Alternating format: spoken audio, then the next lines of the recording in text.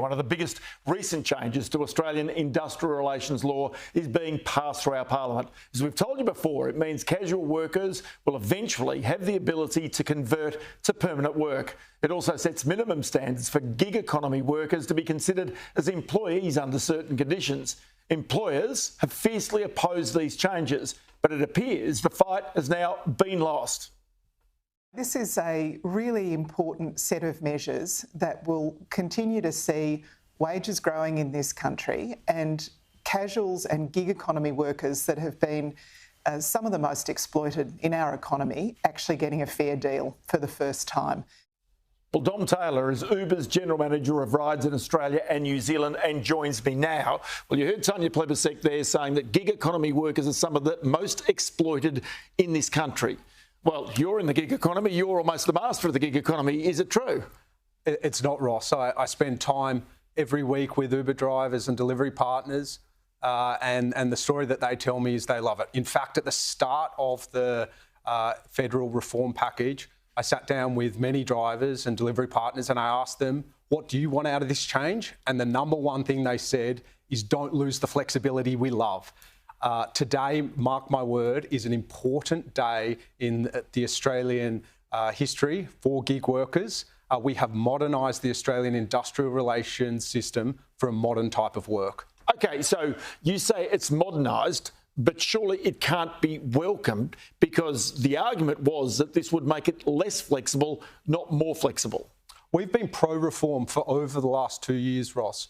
What was really important for us was that this dichotomy between flexibility and protections didn't need to occur anymore. And what the legislation does today is it finds a good balance where drivers and delivery partners and gig workers have the classification certainty of being independent contractors whilst giving the job for the Fair Work Commission to create a safety net, a minimum set of orders that will cover all gig workers regardless of what platform they're on. OK, so are you happy with that minimum set of standards that are now going to be implemented by the Fair Work Commission? Look, when the initial legislation was released in September, it was our view that the intent and the detail of the bill was quite a way off. Over the last 5 months, we've worked closely with the Minister, with the unions, with industry and our peers in setting out hundreds of amendments, and the bill that will be in front of Parliament is a good one for the gig economy. OK, so then go to the other point that you make. You've been speaking with unions as well. One of the reasons why the gig economy works so well is because though the labour is not disorganised, it's not highly organised either. Is there now any suggestion that unions are going to make their way into your workforce and into the gig economy? Well, this has been a very intentional strategy right around the world to work with unions.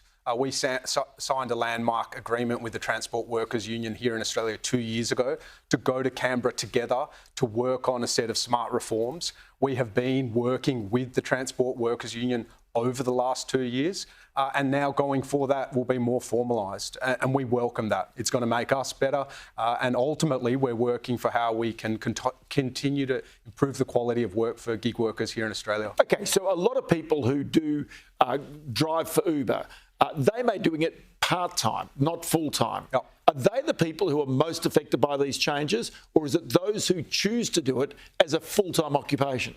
I think the big change that comes today is peace of mind.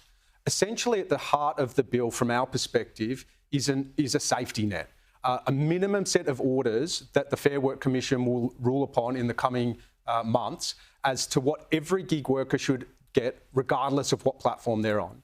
And so compare that today, where each of the different platforms have different approaches. And so what a driver will know is, regardless of whether they're on an Uber job or on one of our competitors' jobs, many of which happen alongside each other, that they have that minimum safety net. And of course, at the core of that will be a minimum earning standard, which will mean that regardless of what platform on, they will be earning above a certain amount. But because they're working through ABN numbers mainly, there's always been this sort of observation that they are self-employed, that they are really on their own as these drivers out there. You create a platform. You don't want to ever be seen as their employer. Would that be correct? And does this take it closer to the point where you are employing those drivers, they are not contractors using your platform? Written into the bill is that if someone is deemed a gig worker as part of the bill that's passed today, they are an independent contractor. And that is one of the great victories of the bill today, that we have been able to maintain the flexibilities that drivers and delivery partners tell us that they love. So it doesn't kill the gig economy then? No, not at all. We think it makes for a better gig economy. And so a person could then commit themselves to, say, Uber or one of your competitors as a full-time person. But where does that lead them to? Because, as we said, this whole bill is designed to make casuals into permanent workers and to somehow work this out. Is that where this path takes them to? Well, they will remain contractors as the bill is written today.